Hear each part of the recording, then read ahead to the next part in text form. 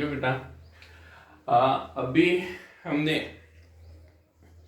जो मिरर है, मिरर किया को अंडरस्टैंड किया, मिरर के लिए इक्वेशन डिराइव किया, फिर उसका मैग्निफिकेशन हमने निकाला और उस पे से हमने फर्स्ट इलिस्ट्रेशन मतलब इलिस्ट्रेशन थर्ड भी हमने देखा था।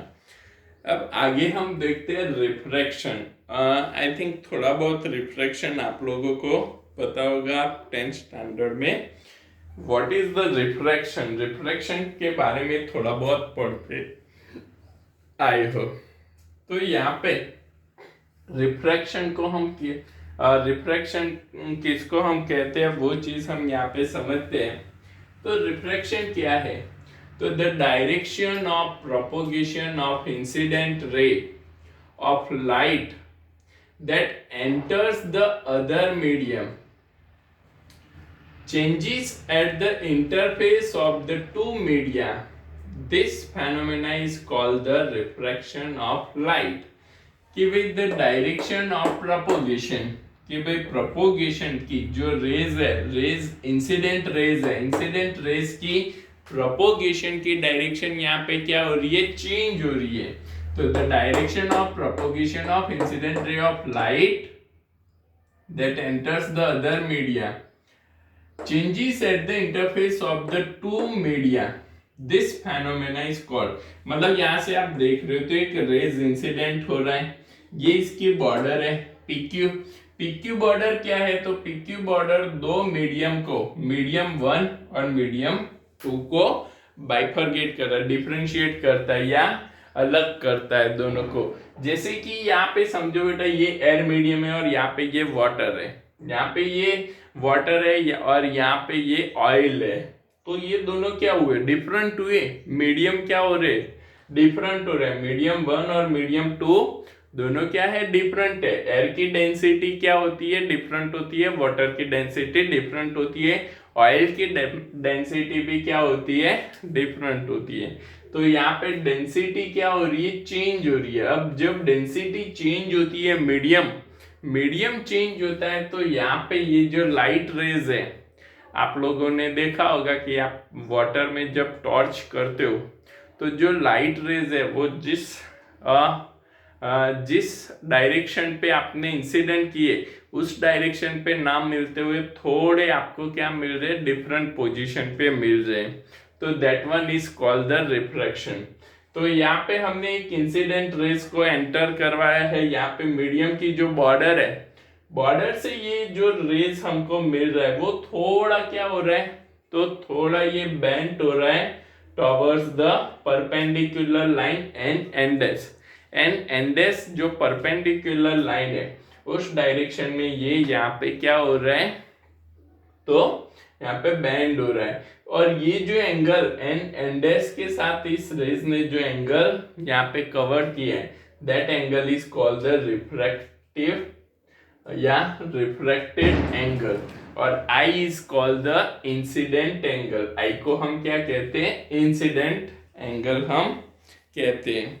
तो यहाँ पे एक रेज हमने इंसिडेंट किया और एक रेज यहाँ पे क्या हो रहा है? रिफ्रैक्ट हो रहा है। अब रिफ्रैक्ट क्यों हो रहा है? क्योंकि दोनों क्या है? तो दोनों मीडियम PQ जो लाइन है PQ बॉर्डर से दोनों मीडियम यहाँ पे सेपरेट हो रहे हैं। तो इस पे से ये जो रिफ्रैक्शन है, ये रिफ्रैक्शन पे से हमको यहाँ पे स्नेल्स करके जो साइंटिस्ट थे उन्होंने एक लॉ हमको दिया हुआ है, that called the Snell's law. उसको हम क्या कहते हैं? स्नेल्स लॉ कहते हैं। तो यहाँ पे इंसिडेंट एंगल है I, रिफ्रैक्टेड एंगल है R।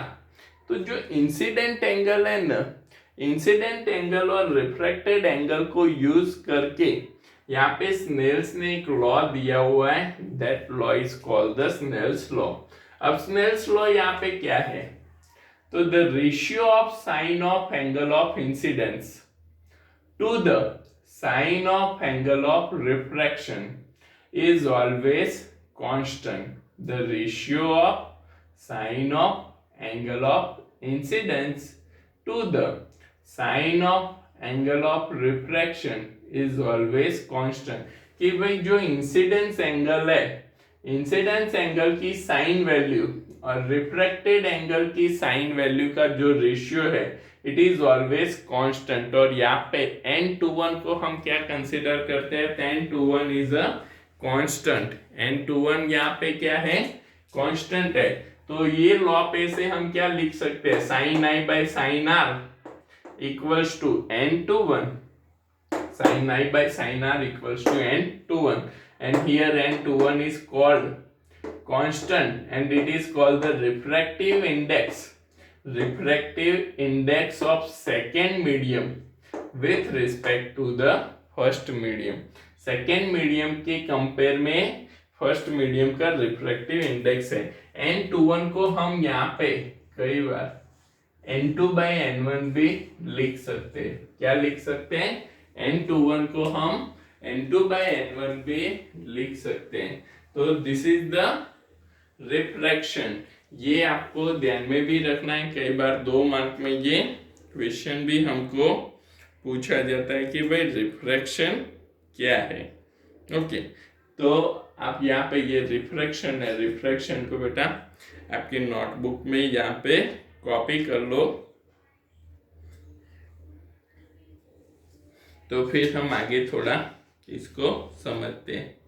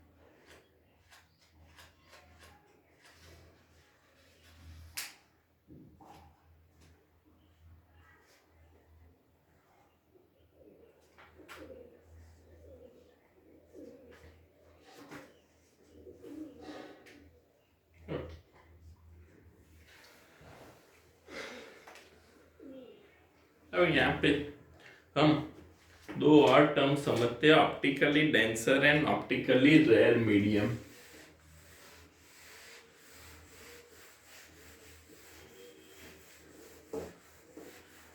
ऑप्टिकली डेंसर मीडियम हम किसको कहते हैं एंड ऑप्टिकली रेयर मीडियम हम किसको कहते हैं, उसको हम यहाँ पे समझते हैं।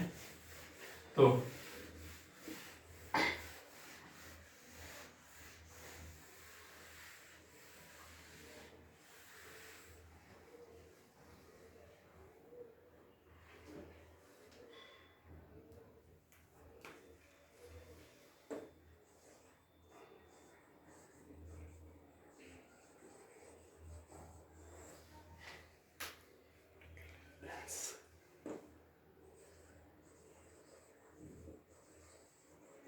ऑप्टिकली डेंसर की हम पहले बात करते हैं। तो इन ऑप्टिकली डेंसर हम यहाँ पे क्या कंसीडर करते हैं कि सपोज हमने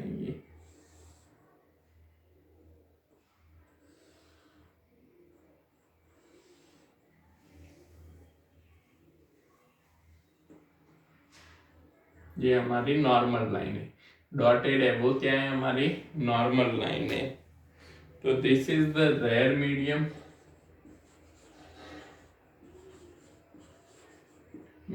and this is the denser medium. Okay, अब ये ऑप्टिकली डेंसर मीडियम और रेयर मीडियम, हम डेंसर मीडियम और रेयर मीडियम कैसे कंसीडर करते हैं। तो if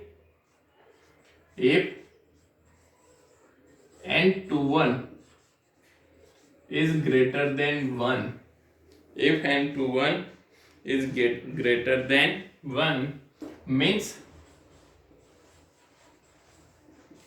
refractive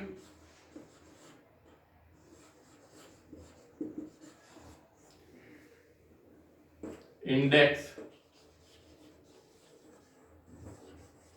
of second medium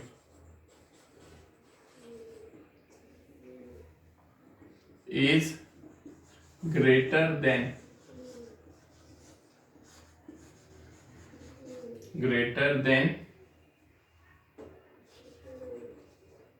first medium.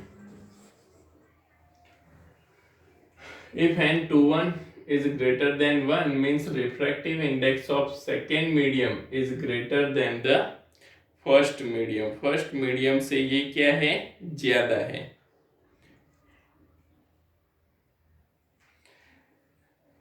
That means कि medium 2 is denser then the medium 1, medium 2 is denser than the medium 1.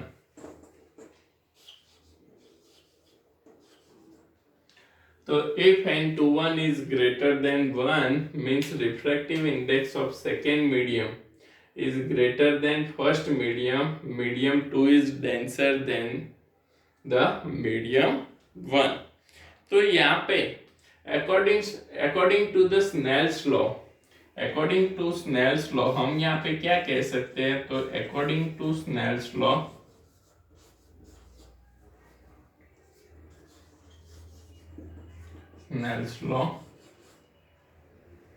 sin I by sin R is greater than 1, is greater than 1। ये तो क्या हुआ, greater than 1 हुआ, तो sine i greater than sine r, sine i greater than sine r, दोनों बाजू से sign sign को कैंसल करते हैं तो I is greater than r. मतलब incident ray is greater than reflected raise होता है। At that time, second medium is denser than the first medium. First medium से सेकेंड मीडियम क्या होता है, डेंसर होता है। तो जिसकी वजह से hence hence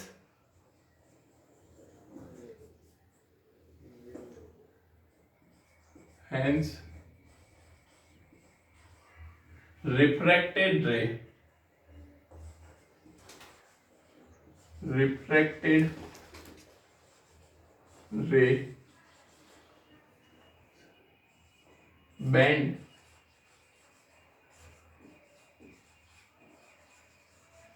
towards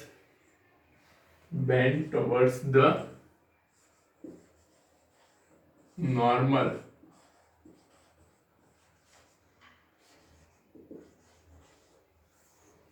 towards the normal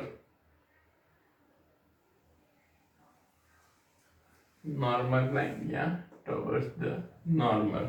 okay, तो यहाँ पे ऑप्टिकली डेंसर मीडियम अगर हम देखें तो ऑप्टिकली डेंसर मीडियम में क्या होता है कि भाई if N21 is greater than 1 means refractive index of second medium is greater than first medium, तो medium 2 is denser than the medium 1 and according to Snell's law sin I by sin r, क्योंकि इस पे से हमने क्या लिखा है N21 is greater than 1, तो N21 equals to तो क्या होता है sin I by sin r according to Snell's law, तो sin I by sin r is greater than 1, तो sin I greater than sin r, तो I greater than r होता है, hence refracted rays bend towards the normal।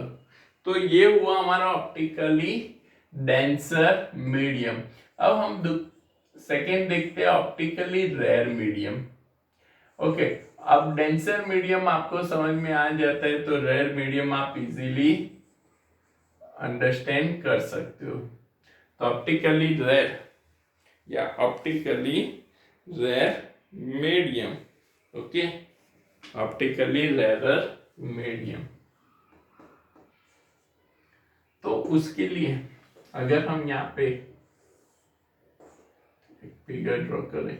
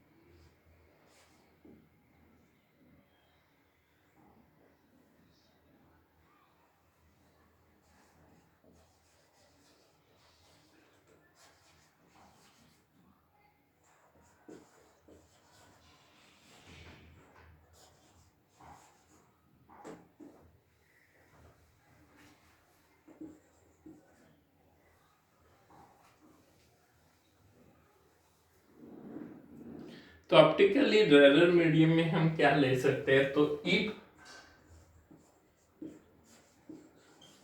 N21 is less than 1 means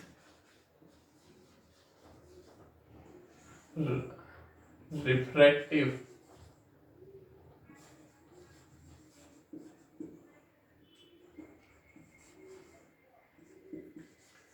index of first medium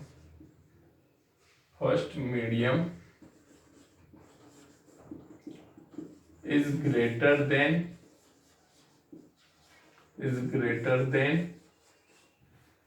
second medium,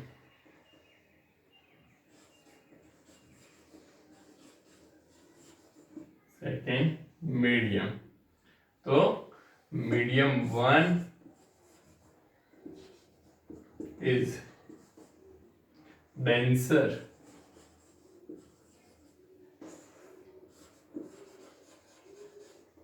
then the medium 2। Medium 2 से medium 1 क्या है? Denser medium होता है। Okay, now according to Snell's law,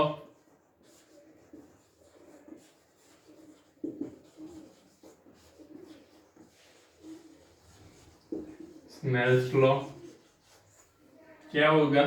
sign I by sine r is less than 1। तो sine i less than sine r, तो i less than r होता है। तो ऑप्टिकली रेयर मीडियम की कंडीशन क्या है? तो आई लेस देन आर, मतलब refracted rays, hence hence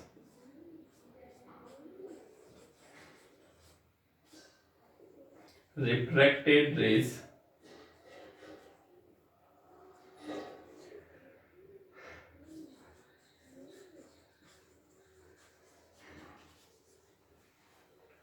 rays bend away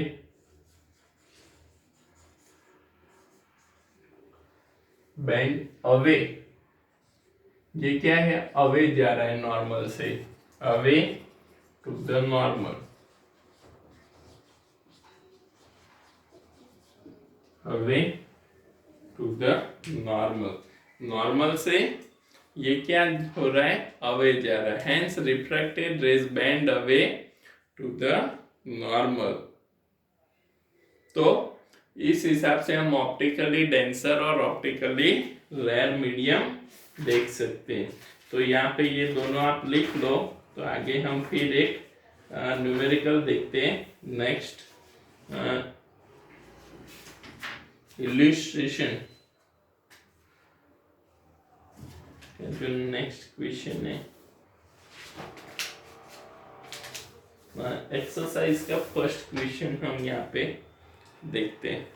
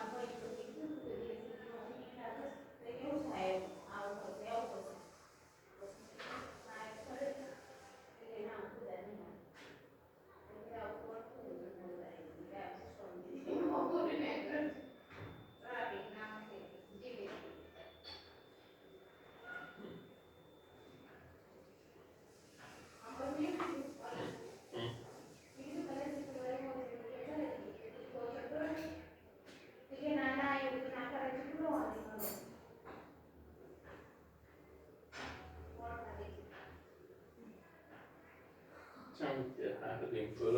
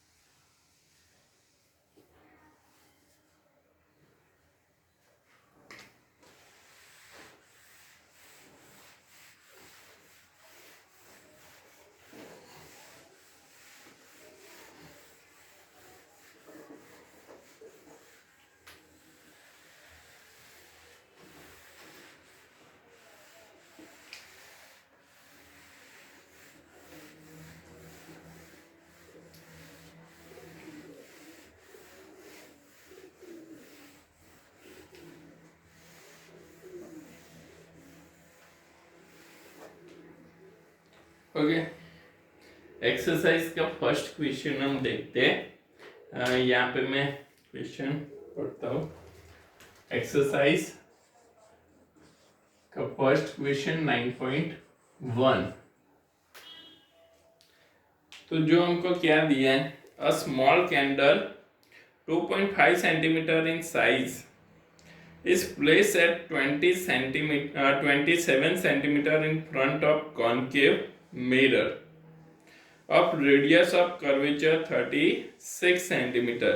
तो यहाँ पे हमको कैंडल की हाइट दी है 2.5 centimetre, h equals to 2.5 centimetre. Okay,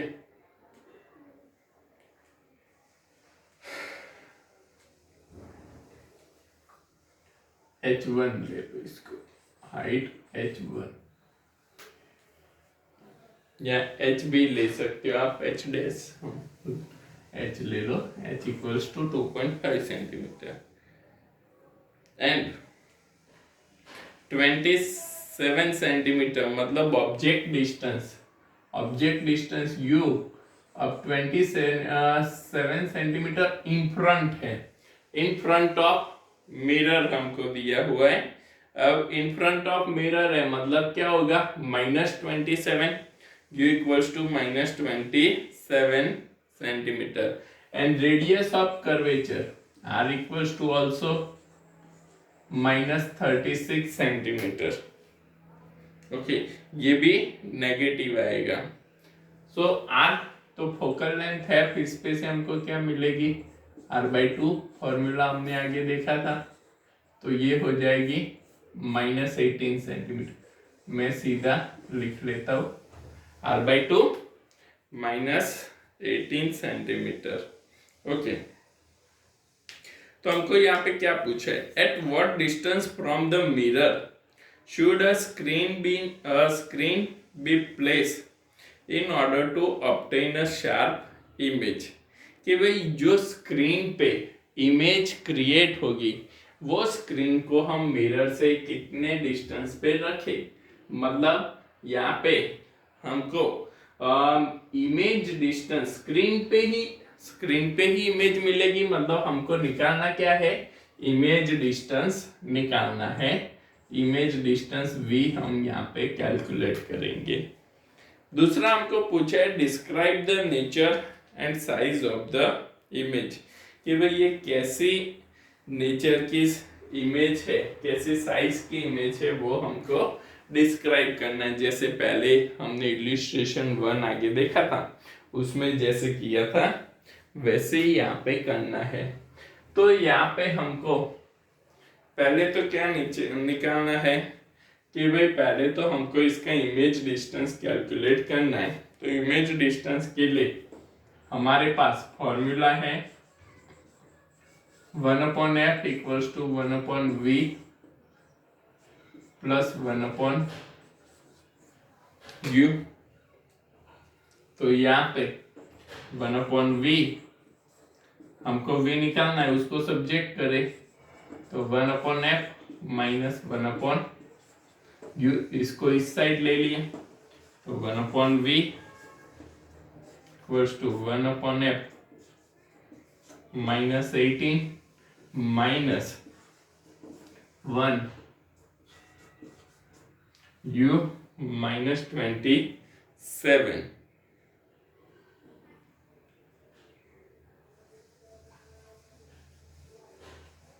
तो जब हम इसको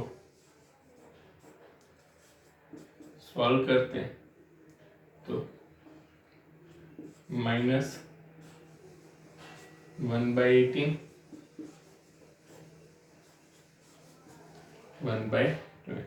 9 2 18, 9 3 27। तो यहाँ पे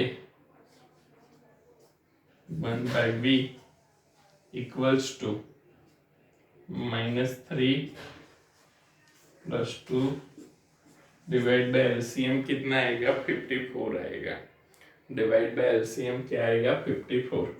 तो इज इक्वल्स टू -1/54। तो यहाँ पे हमको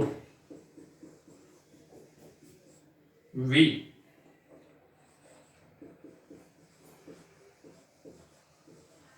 कितना मिल रहा है, -54 सेंटीमीटर मिल रहा है। v equals to -54 centimetre. तो हमको इमेज कितने डिस्टेंस पे, या जो स्क्रीन है स्क्रीन को कितने डिस्टेंस पे रखना है, तो 54 सेंटीमीटर पे हमको रखना है। ओके, अब यहाँ पे इसका मैग्निफिकेशन देखें हम, तो मैग्निफिकेशन m इक्वल्स टू क्या है, -v/u। ओके, तो m इक्वल्स टू -54/u -27। तो m इक्वल्स टू -2।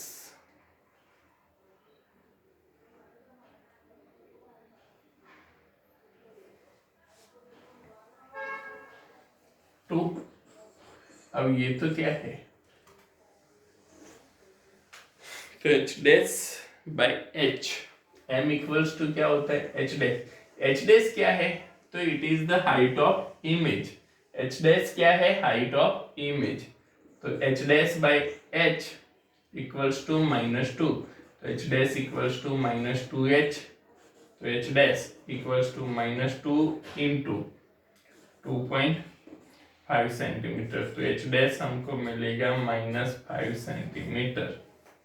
कितना मिलेगा? -5 सेंटीमीटर। तो जिसपे से हम कह सकते हैं कि 10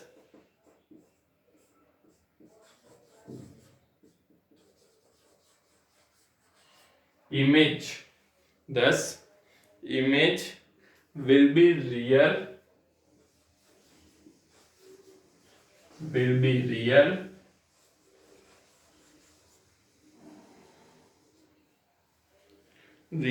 inverted and enlarged, real inverted and enlarged। M हमको क्या मिल रहा है? नेगेटिव मिल रहा है, मतलब इन्वर्टेड इमेज है, रियल है, और एनलार्ज इमेज हमको यहाँ पे मिल रही है। ओके, क्योंकि वी भी क्या मिल रहा है? नेगेटिव मिल रहा है। नेगेटिव मिल रहा है मतलब इन फ्रंट ऑफ मिरर हमको स्क्रीन को रखना है, तभी ये हमको इमेज मिलेगी। अब दूसरा हमको क्या पूछा, इसमें एक क्वेश्चन हमको ऐसा पूछा है, if the candle is moved closer to the mirror, how would the screen have to be moved. कि भाई कैंडल को हम मिरर की तरफ मूव करवाते हैं, तो भाई स्क्रीन को कैसे मूव करनी पड़ेगी। तो when the candle is taken towards mirror, then image away and away from the mirror। कि भाई जैसे जैसे हम कैंडल को मिरर की साइड में ले जाते वैसे वैसे इमेज क्या है? Image is go away from the mirror. कि भाई कैंडल ऐसे चलती जा रही है, इमेज वहां से मिरर से दूर जाती हो रही है। Okay, and when the candle is taken to the mirror at less than 18 centimeter, means less than the focal length, focal length से भी कम डिस्टेंस पे जब हम इमेज को मिरर कैंडल को ले जा रहे हैं, at that time the image will be virtual and erect. Image कैसी मिलेगी हमको? Virtual and erect. So it can not be obtain on a screen. कि भाई फोकल लेंथ हमारी कितनी है? जैसे कि ये समझो मिरर है, ओके, ये हमारा मिरर है, ये हमारी फोकल लेंथ है। अब मैं कैंडल को यहाँ फोकल लेंथ तक ले आता हूँ और उससे भी कम डिस्टेंस पे ले जाता हूँ, तो इमेज कैसी हो जाएगी? तो वर्चुअल हो जाएगी। अब इमेज, वर्चुअल इमेज हमको मिरर के क्या मिलती है? बैक साइड मिलती है, जहाँ पे ऑलरेडी हमारी स्क्रीन तो है नहीं, मतलब ये जो स्क्रीन हमने यहाँ पे फ्रंट साइड में रखी है, वहां पे कोई भी इमेज हमको नहीं मिलेगी। तो यहाँ पे जैसे जैसे हम कैंडल को मिरर की डायरेक्शन में मूव करवाते हैं, वैसे वैसे इमेज क्या हो रही है? Image go away from the mirror, and if the candle is taken less than focal length, at that time image cannot display on a screen। तो ये आपको वहां पे लिखना है। तो ये हुआ हमारा एक्सरसाइज का क्वेश्चन नंबर 9.1। अब यहाँ पे इसको नोटबुक में कॉपी कर लो, ठीक है।